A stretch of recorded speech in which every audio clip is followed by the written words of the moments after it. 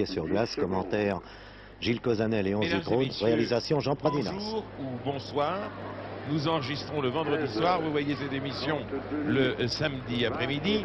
Il s'agit à la patinoire olympique et municipale d'Asnières, un match entre un club canadien qui, contre un club soviétique, mène par 1-0 après le premier tiers-temps. Les Canadiens sont à la droite de votre écran et jouent en rouge. Ils appartiennent à l'équipe de l'Ontario, de la ville de Petrolia, proche de Toronto. Les Soviétiques sont à la gauche de votre écran et jouent en blanc. Et ils appartiennent au club soviétique de Chimik, c'est-à-dire les chimistes contre les fabricants de pétrole. L'engagement va avoir lieu dans un instant. Surprise après le premier tiers-temps. L'équipe canadienne mène par 1-0. Je dis surprise car c'est une équipe amateur contre l'une des meilleures équipes d'Union soviétique. Les Soviétiques vont avoir à cœur de reprendre l'avantage après les ennuis qu'ils ont eu dans le premier tiers-temps. Ils sont partis terriblement vite. Et suivez bien le 7, Savzilo. C'est un garçon qui est omniprésent sur la glace. Les Canadiens ont maintenant le palais par Edgar. Le perdent. Jarov a dégagé son camp. Cela va terriblement vite. Cela va beaucoup plus vite qu'au cours du premier tiers-temps. Je vous demande de regarder la manière dont joue le gardien de but canadien, qui est un fameux. C'est Joutkov qui a le palais. Centre mal, le palais a roulé. On cafouille. Les Canadiens dégagent dans la crosse de Jarov, qui n'a qu'à se donner la peine d'aller chercher le palais, tandis que le 4, Verigin, est à côté de lui. Verigin, le deuxième arrière de cette formation-là. Je crois qu'il y a deux garçons qui vont aller en prison. Alors je ne sais pas très bien pourquoi ils vont y aller. Je pense qu'il y a eu un petit problème là-bas de l'autre côté de la patinoire. Ils se sont un peu battus. Ils se sont un peu battus, oui. Échanger quelques douceurs. Autrement dit, il y a en prison le 7 Savzilo, du moins le 7 canadien qui est Zonville et le 11 soviétique qui est Turenko. Les deux équipes ont donc maintenant, avec l'homme qui est dans les filets, 4 joueurs sur la glace, 4 au lieu de 5. Et c'est à mon avis à l'avantage des soviétiques qui sont plus rapides parce que plus légers, disons moins lourds. Ils patinent en tous les cas plus rapidement. Tire dans la main droite de Avermaet qui a dégagé. Nouveau tir. Les Soviétiques à 4 contre 4 ont un certain avantage qu'ils n'ont pas complètement à 5 contre 5. Pourquoi la légèreté joue-t-elle en faveur d'une formation réduite? C'est ce que le technicien de notre équipe d'antenne de Gilles Cauzanet va vous dire. Eh bien parce qu'on ne joue pas de la même façon à 4 qu'à 5, ça c'est bien évident. Et on n'obéit pas aux mêmes règles. Le palais ne circule pas de la même façon et c'est beaucoup plus rapide. Et effectivement, le patinage d'ailleurs des Soviétiques est légèrement plus rapide, plus coulé, et donc va un tout petit peu plus vite que celui des Canadiens. Et dans ces conditions, effectivement, vous aviez raison de souligner qu'à 4 contre 4, les Soviétiques ont peut-être une chance de marquer. Et de Bonjour Bourmas, pardon, c'était Pachkov. Excusez-moi de vous interrompre. C'était Pachkov, le gardien de but soviétique, qui a le visage protégé, comme d'ailleurs le gardien de but canadien. Excusez-moi de devoir couper en pleine attaque. Non, c'était juste pour dire donc qu'effectivement les Soviétiques peuvent concrétiser ce but qu'ils attendent tant et égaliser face aux Canadiens. Alors regardons un petit peu ce qui se passe sur la glace. Samington toujours, poursuivi par Gouadji, le soviétique, qui doit être un homme du Midi, sans doute de l'Azerbaïdjan. Contre-attaque russe. Tir. Avermaet n'aurait pas pu l'arrêter, mais le tir est passé à 1 mètre de la cage. Les Canadiens l'enlèvent à Chagin. Samington se replie. Berne, le 16 canadien, tire d'un des frères Wilson. C'est Gary Wilson. Ils sont 5 frères Wilson, frères ou cousins germains d'ailleurs, dans l'équipe canadienne. Et les Russes repartent à une vitesse fantastique. Sur leur droite, c'est Pachkalin qui centre, mais malheureusement, Chikin dormait et n'a pas reçu le palais. Et dès qu'il l'a eu, il l'a dégagé à droite. On se demande pourquoi. Ce n'est pas digne d'une formation comme celle-là. Gouargé contre Dan Wilson, le Canadien. Gouargé toujours qui fait de la dentelle devant son gardien de but. Passe le palais à son attaque déployée et tire du 13, merveilleusement dégagé par la jambière droite d'Abermart. Cet Abermart est vraiment un excellent gardien de but et c'est ce que nous avons vu de meilleur à Paris, tout au moins depuis de longues années. 37 minutes, 30 secondes. Les joueurs en prison ont regagné la glace. Ils sont à nouveau 5 contre 5. 2 minutes marquées par un patinage extrêmement rapide des Soviétiques, mais les Canadiens ne s'en sont pas laissés compter. Au 4e temps, il sera exactement 16h, 31 minutes. Débordement par l'aile gauche. Krutov qui tourne sur lui-même, laisse un coéquipier, tire de la gauche vers le centre, tandis que Krutov s'est rabattu vers la droite. 31 minutes, 10 secondes.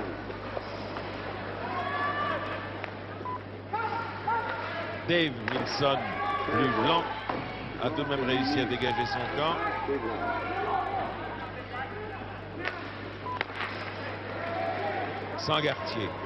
Sangartier se faufile, laisse à Ron Wilson. Et les Soviétiques repartent à l'attaque. Non. Krutov est obligé de faire de la dentelle, de tourner sur lui-même, mais il a le palais. Il avance, il est au-delà de la ligne rouge, laisse le palais, mais il n'y avait personne derrière lui. Et c'est pourquoi les Canadiens ont pu reprendre le palais et dégager leur camp, tandis que Joutkov est allé chercher le palais. 16h, 29 minutes. Sabzino et le 11 Chourkin étaient seuls devant la cage lorsque, fort opportunément, l'un des cousins Wilson est tombé sur le palais. Voyons comment les choses se sont passées.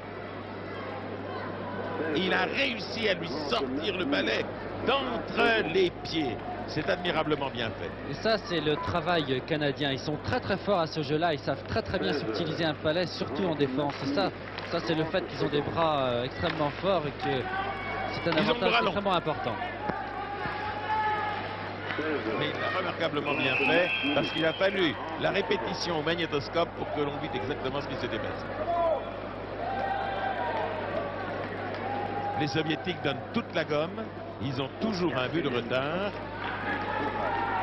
Et on ne pensait pas que ce serait le score au bout de 35 minutes de jeu effectué. Alors qu'il y a un joueur soviétique qui va en prison pour avoir tenu la crosse d'un de ses adversaires. L'arbitrage devient plus sévère, il avait été plus coulant au cours du premier tiers-temps. Les Canadiens sont maintenant 5 contre 4 Soviétiques, les Soviétiques ayant donc le désavantage d'être menés par 1-0 et d'être 4 contre 5 Canadiens. 16h, 40 minutes, 30 secondes. Edgar, 16h, poursuivi par Jarov. 40 minutes, 40 secondes.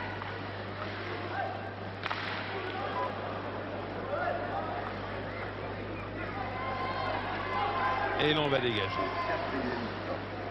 Joutkov. Joutkov, pendant que, si vous voulez, le palais n'a pas été remis au centre du terrain, les Russes voient l'horloge, voient le temps couler à l'horloge, et le temps qu'il reste à leur camarade Churenko à passer en prison s'écoule. Contre-attaque russe. Seul, tout seul, patinant très vite, tire et merveilleuse action personnelle, c'est formidable. Et le gardien américain, le gardien canadien n'a plus que ses yeux pour pleurer. Regardez, seul. Verigin. Il est parti seul. Il a transpercé la défense canadienne, qui n'a même pas pu suivre tellement il patinait vite. Prend à contre-pied l'un des frères Wilson, se rabat et hop, d'un petit coup tire entre les deux jambières du gardien de but canadien qui est pour la première fois depuis le début de la partie s'est laissé surprendre du très grand hockey. Oui, je crois que là il y a deux constatations à faire après ce but. C'est d'une part que que ce but a été marqué par les Soviétiques alors qu'ils étaient en état d'infériorité numérique, qu'il a été marqué sur un exploit personnel de Verygin. C'est une chose inhabituelle chez les Soviétiques qui marquent plutôt de façon collective. Et la troisième réflexion, je crois, c'est ce joueur Verygin, qui est un joueur qui ne paye vraiment pas de mine, qui est petit, mais qui est extrêmement agile, extrêmement rapide, et qui a joué à la canadienne et qui a marqué son but à la canadienne. 16 heures, 42 minutes, 30 secondes. Un partout par conséquent. 16 heures, Voilà 7 minutes que l'on joue dans le deuxième tiers-temps, celui que nous vous commentons. Smagin se fait prendre par Edgar, est obligé de renvoyer en arrière. Chikin, le 2 soviétique très irrégulier, capable du meilleur comme du pire.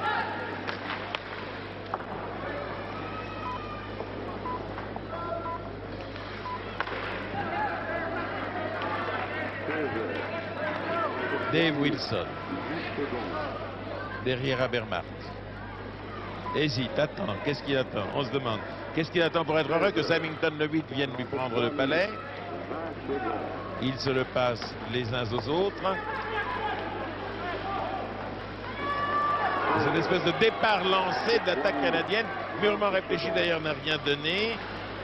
Pachkalin laisse à Turenko. 16 heures, 43 minutes, 40. Turenko qui était en prison au moment où Verygin a marqué le but pour son équipe. Changement de joueur. Ils ont bien voulu changer de maillot, ce dont il convient de les remercier. 4 minutes, 20 secondes.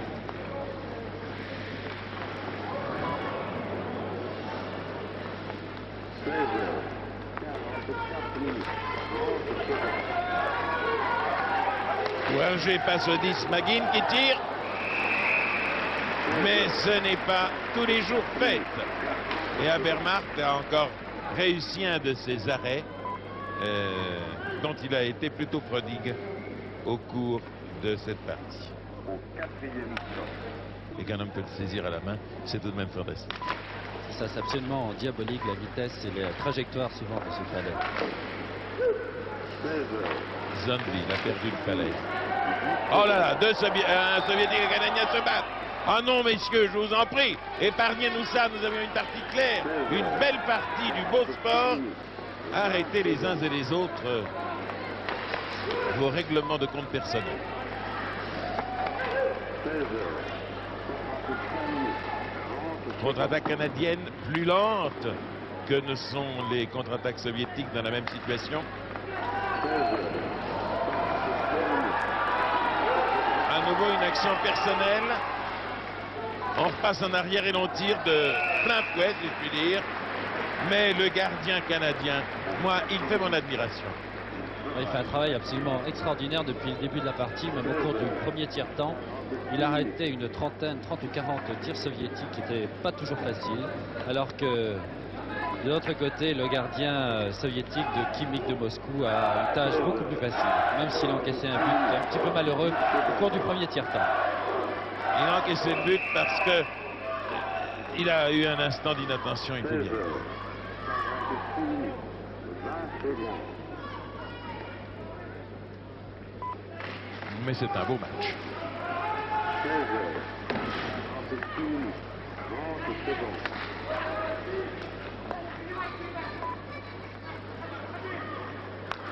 16 heures, Jarov, 46 minutes, 40 secondes.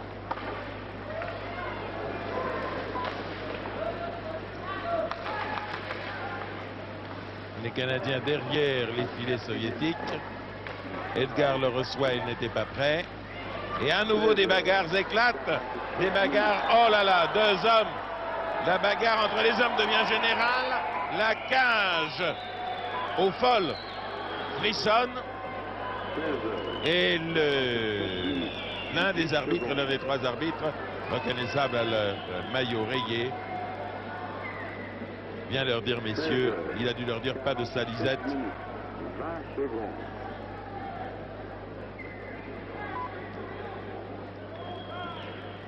« 16 heures, 47 minutes, 30 secondes. » Wilson Et de l'autre côté, le soviétique, c'est Verigin. 16 heures, 47 minutes, 40 secondes.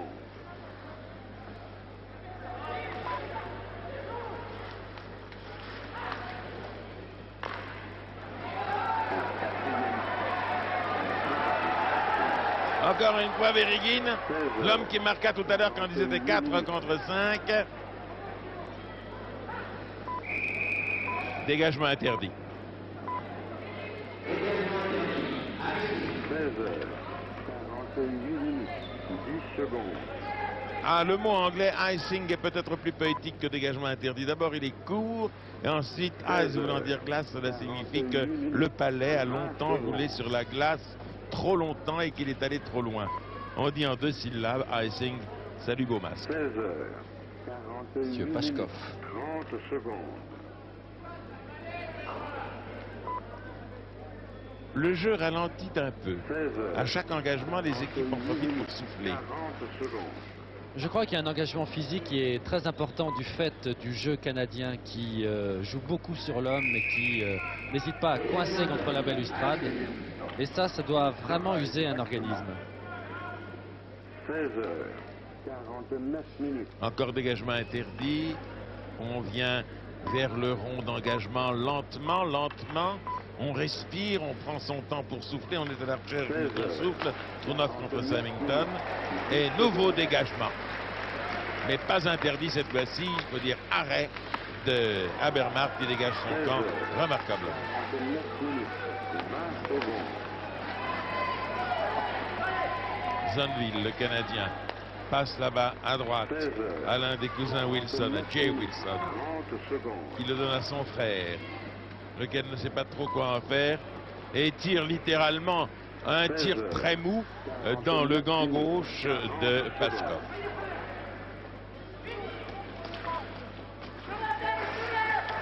Oh là là, encore des bagarres. Bagarre entre Dan Wilson et Trounov, le soviétique. 16 heures, 50 minutes.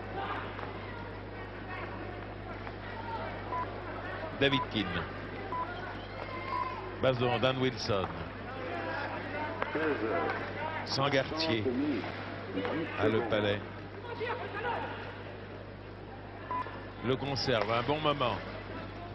Se fait prendre par les soviétiques. 30 minutes. Les Canadiens l'ont, Jay Wilson. Tout ceci est assez confus. On ne sait pas ce que l'on veut. Et les soviétiques ont maintenant le champ à peu près libre. Fonce par 50 minutes. Sapelkin. Tire. Le 8 là. Les soviétiques tirent à nouveau, mais sous un angle si fermé qu'il n'y avait pas grand-chose à faire, me semble-t-il. Et pourtant un travail remarquable devant les buts de Remarquable. Habermas. La manière dont ils ont laissé la partie droite pour eux de la patinoire libre, en faisant aller tous les Canadiens de l'autre côté, ils ont eu le champ libre, ils ont pu venir jusque devant la cage d'Habermas et ils ont manqué le coche. Il manque tout de même un peu de précision, les Russes, je dois dire. Il manque un petit peu de précision, mais je pense que ce manque de précision peut s'expliquer parce que c'est un petit peu un travail de souterrain qui est fait par les Canadiens au niveau des crosses des joueurs. C'est-à-dire il y a beaucoup de travail entre les crosses et les Canadiens gênent beaucoup les Soviétiques en ce sens. Les Tchèques, par exemple, que les Russes et les Tchèques, quand ils ont joué ensemble, n'ont pas eu de problème dans ce sens-là. C'était un jeu très clair. Tandis que là, il faut aller chercher peut-être très loin, peut-être dans le jeu des crosses et presque des patins, pour comprendre exactement ce qui se passe. Les Russes pressent le but canadien. Contre-attaque des Canadiens. Jarov l'annihile. Vous voyez, les Canadiens deviennent lourdeaux sur le palais. Symington. Tir de Symington arrêté, merveilleusement bien arrêté par Pashkov. Et c'est le tir le plus difficile depuis le début de la rencontre que Pashkov ait arrêté.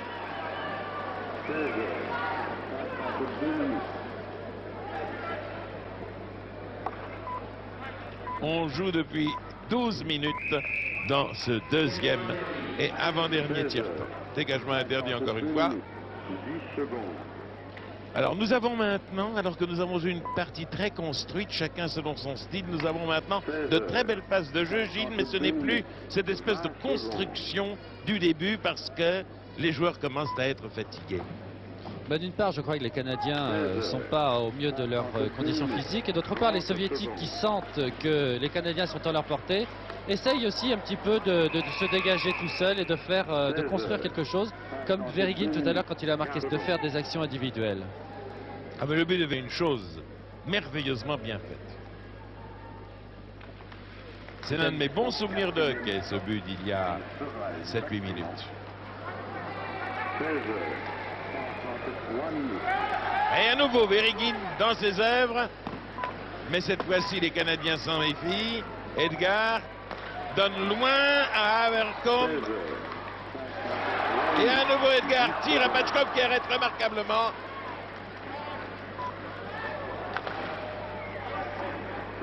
Suivez bien Churenko le 11. Suivez Zhukov le 17. Voilà des joueurs qui, à la fin de ce tiers-temps, vont vraisemblablement donner leur maximum. Tir formidable de Shekin, mais qui passe à 3 mètres de la cage d'Abermart. Nouvelle contre-attaque d'Abercrombie. Tire. Un arrêt mauvais. Un mauvais arrêt. Un autre Canadien là. Et marque. Je vous ai dit. Tir d'Abercrombie. Mauvais arrêt de Pachkov qui a laissé échapper le palais. Regardez. Regardez Abercrombie. Regardez-le en répétition. Penché. Il tire. Il va tirer sur Pachkov. Lequel parvient pas à bloquer le palais, et l'autre Canadien arrive et marque alors là imparablement. C'est un but extrêmement classique, ça, paradoxalement. On a des choses assez curieuses.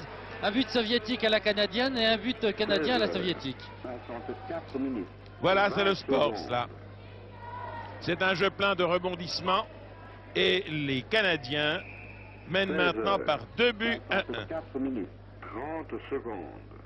Un petit peu contre le cours du jeu peut-être, mais enfin ça fait aussi, on le répétera jamais assez, ça fait partie presque de la tactique canadienne que de jouer de cette façon, de jouer en contre et de jouer de façon très opportuniste. C'est-à-dire de profiter de la moindre occasion pour marquer, de la moindre faille, et de sentir quand il y a un petit relâchement chez les Soviétiques pour venir marquer sur un exploit individuel, ou même sur presque une construction comme on a pu le voir ici. 16 heures, 55 minutes.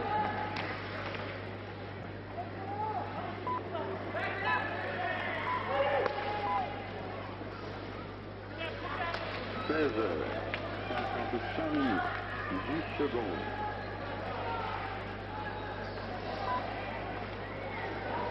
Le gardien soviétique commence à prendre un petit peu peur. On le sent inquiet sur les attaques canadiennes. Au début, il ne l'était pas. Passage de Guarguet qui donne au 14. Mais les Canadiens sauvent. Peut-être pas avec une grande élégance, mais ils sauvent.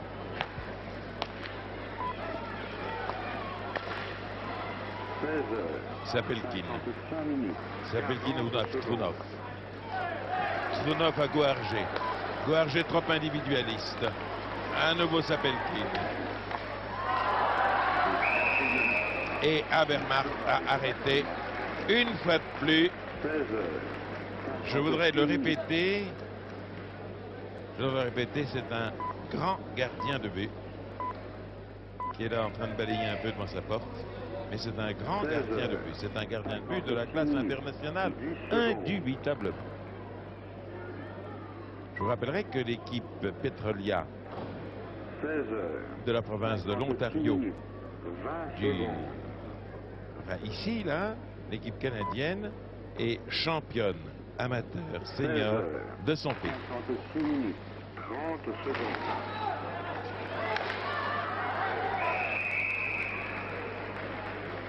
16 heures, 56 minutes, 40 secondes. On joue depuis presque 15 minutes dans ce deuxième tiers-temps qui, comme tous les tiers-temps, comprend 20 minutes de jeu effectif, arrêt de jeu défalqué par conséquent. Contre-attaque russe.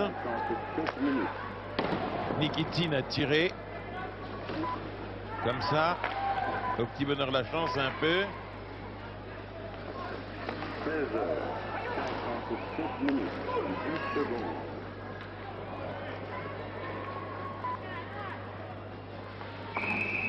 16 heures, 57 minutes, 20 secondes.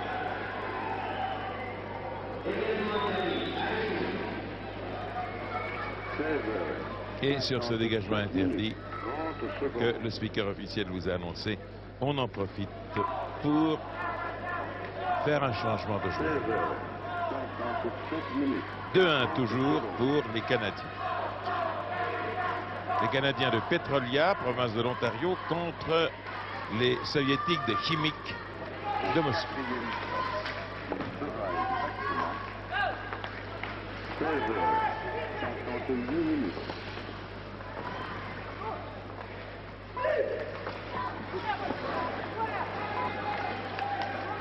Verigin laisse à Yutkov. 10 secondes. Yutkov toujours ne parvient pas à tirer. Verigin là-bas qui est le meilleur joueur sur la patinoire. 20 secondes.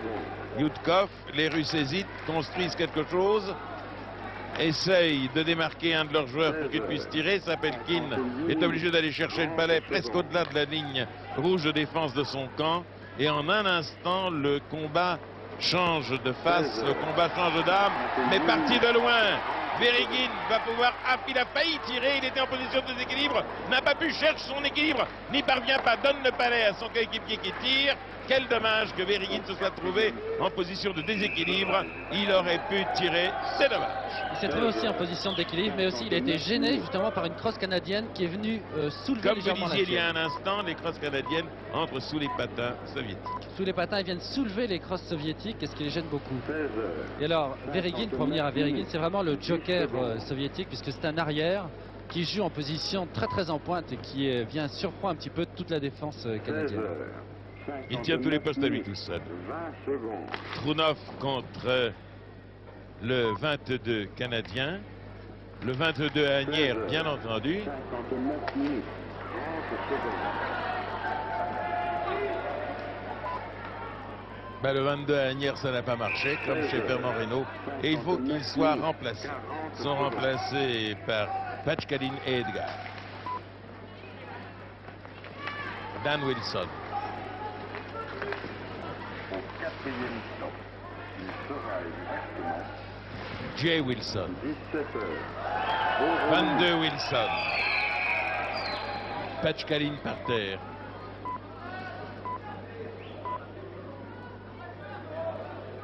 17h. 0 minutes. 10 secondes. Les arrêts de jeu deviennent plus fréquents. La partie devient plus hachée. 17h. 0 minutes. 20 secondes. Les Canadiens voudraient tenir jusqu'au bout de ce tiers-temps et terminer par 2-1. C'est pour les premières éditions des journaux chez 0 eux. minutes. 30 secondes. Contre-attaque. Sangartier. 17h. L'un des Wilson. Tire. Oh là là. Oh, quelle chance ils ont eu. Les Russes, ou plutôt quelle malchance ils ont eu les Canadiens. Gouargé. Gouargé à Pachkalin. Abermat détourne. Le 22. 17h. 1 minute.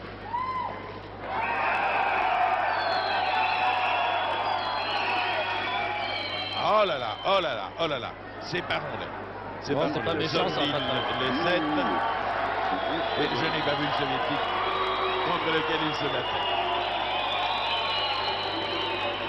17h. 1 minute. Et c'est à juste titre que l'arbitre donne 2 minutes de prison à Zonville.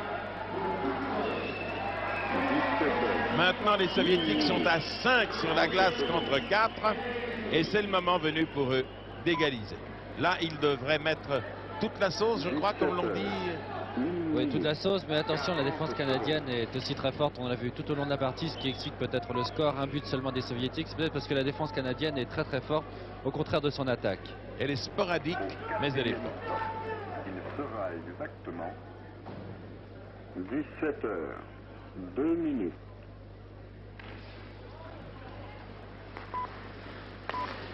Sapelkin à droite. Tire. 17h. Et voilà. 2 minutes. Et voilà, sans aucune difficulté, à 5 contre 4. Et alors que les Canadiens deviennent un peu plus fatigués car étant plus lourds que les Soviétiques, ils trouvent leur deuxième souffle plus difficilement. Les Soviétiques égalisent encore une fois, cela fait 2-2. Alors sur ce but, je crois qu'il faut dire que c'est peut-être moins une construction soviétique qu'une petite faute du gardien Aberhart qui jusque-là avait été absolument irréprochable. Là, il a fait une petite faute, il a laissé un tout petit angle ouvert et malheureusement, il a suffi de cet angle pour que le joueur soviétique vienne marquer le but. Un bien petit angle.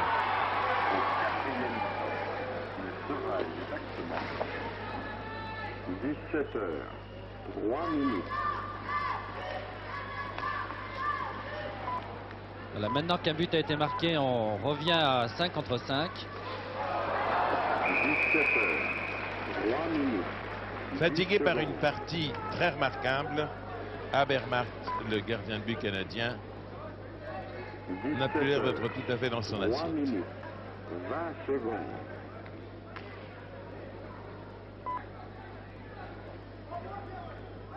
17h03.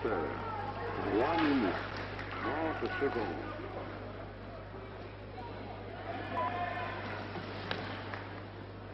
17h03. 40 secondes. Redépart des Canadiens. Munston. Le 3 que nous avons peu vu sur la glace. Contre-attaque russe par Savzilo, le 7. Tir arrêté, irrégularité signalée par l'arbitre.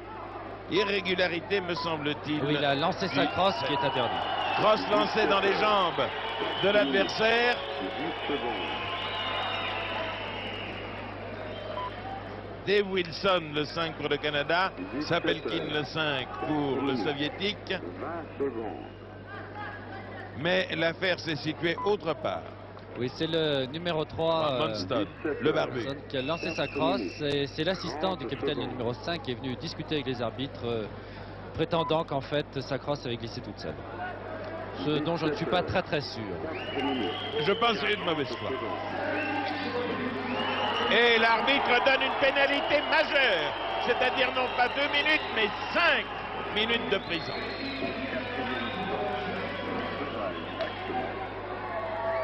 Alors 5 minutes, c'est une pénalité déjà très dure parce que 5 minutes, il faut la retenir 5 minutes. Pour les Canadiens et à 2-2, là les Soviétiques, c'est une bonne occasion pour eux de remonter au score et de prendre enfin l'avantage sur cette équipe canadienne. C'est peut-être le tournant de la rencontre. 5 minutes. 20 secondes. Les Canadiens continuent à discuter avec les arbitres. Ils ne sont pas certains du bien fondé de la pénalité infligée à Munston. C'est le capitaine Edgar qui est venu discuter avec les arbitres. 17h. 5 minutes. 40 secondes.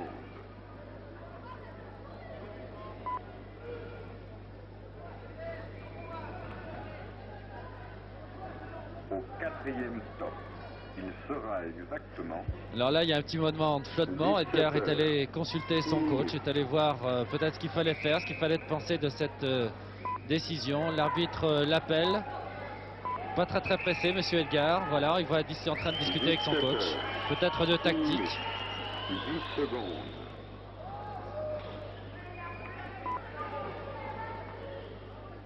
« 17h, 6 minutes, 20 Cela secondes. s'appelle faire contre mauvaise fortune, mauvais cœur. 5 minutes de pénalité, c'est très dur. 6 minutes, 30 secondes. Et Verigin lance en avant Zhutkov, 17h, contré par l'un des Wilson. 40 secondes. Chikin, le 2 soviétique.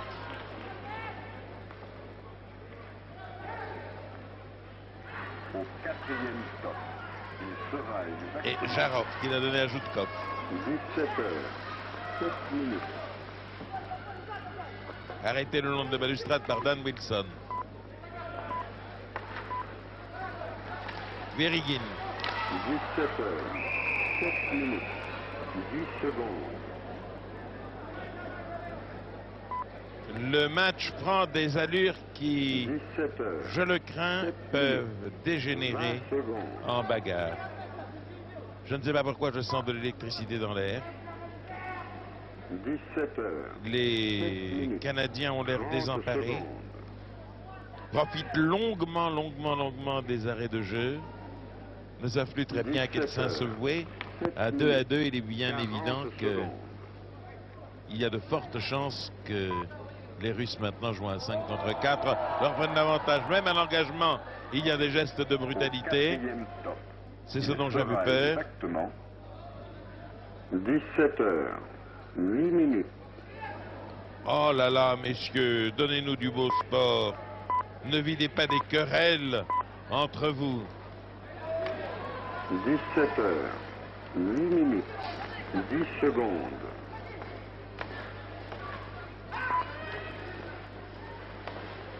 17 heures, 8 minutes, 20 secondes. Jarov se fait subtiliser le palais. 17 Sapelkin heures, est allé le 8 chercher. minutes, 30 L'attaque secondes. soviétique se déploie. Verigin, 17 que vous avez heures, appelé le joker, à juste titre, car il est partout, il joue. Un arrière qui joue en position d'avant, ou un avant qui quelquefois joue en position d'arrière. C'est comme on voudra. Au 4e stop. Il sera Jarov passe à Sapelkin. exactement Sapelkin cherche Verigin, lui donne le 9 palais. minutes. Un grand joueur, ce Verigin, qui, par-dessus le patin d'un Canadien, a donné le palais à ses coéquipiers. Sapelkin au 17. 17 heures, Le 17 à Verigin, 9 encore une minutes, fois au 17, c'est 10 Ryubkov. secondes. Il y en a un qui finira par se démarquer. Non, les Canadiens reprennent le palais et le lancent 17 aussi heures, loin que possible. 9 minutes. Le travail que 20 viennent de montrer secondes. les Soviétiques est proprement fabuleux, de propreté, de netteté, de précision des passes. 17 heures, 9 minutes. Tir qui va trop haut. 30 secondes. Le palais sort. Il reste quelques secondes à jouer, 55. 17 heures, 9 minutes, 40 secondes. Et un deuxième tiers-temps qui, je crois, aura été à l'image un petit peu du premier, avec quelques actions canadiennes qui se sont concrétisées par un but. Au 4e Et puis stop. surtout sera les exactement Soviétiques qui ont renforcé leur jeu, qui se 17 sont laissés un heures, petit peu moins troublés 10 par minutes. les Canadiens.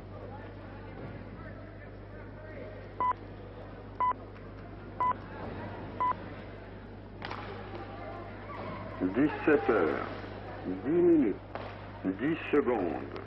Sapelkin,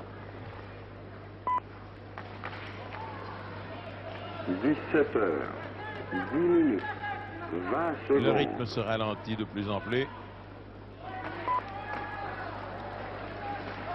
17 heures, Avermaet dégage de la crosse 30 ses filets. secondes. Sapelkin à nouveau là-bas à gauche. À Chagin.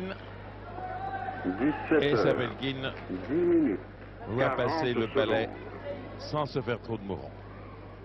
Et voilà, C'est fini, c'est la but. fin du deuxième tiers-temps, alors qu'à la patinoire d'Asnières, les Soviétiques de Chimique et les Canadiens de 17 heures, Petrolia 11 minutes. sont à 2 partout dans un match dont on peut dire qu'à de rares exceptions près, il aurait été... Nous sommes donc au troisième tiers-temps. Les Canadiens ont marqué le seul but de la première période et les deux équipes sont à égalité 2-2 au début du dernier tiers-temps. 10 Les joueurs de secondes. Khimik sont en blanc et ceux de Petrolia en rouge.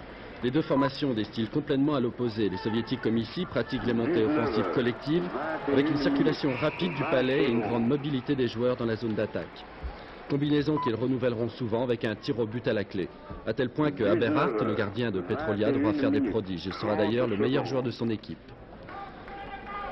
Le jeu canadien est fondamentalement différent. Il opère par contre-attaque rapide après interception, avec un avant très en pointe qui tente sa chance tout seul.